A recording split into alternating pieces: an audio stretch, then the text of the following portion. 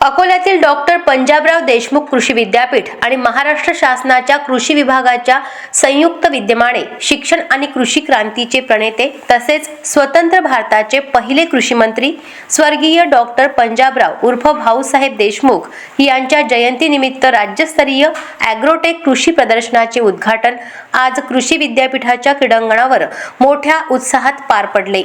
आजपासून पुढील 3 दिवस चालणाऱ्या या कृषी प्रदर्शनात कीड व रोग नियंत्रणावर विशेष चर्चासत्रांचे आयोजन करण्यात आले आहे।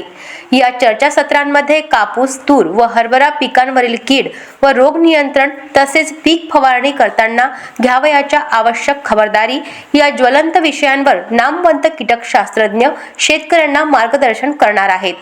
प्रदर्शनाच्या 3ही दिवसात विविध भरगच्च कार्यक्रमांचे आयोजन करण्यात आले असून हे प्रदर्शन सकाळी 10 ते रात्री 8 वाजेपर्यंत सर्वांसाठी खुले राहणार आहे।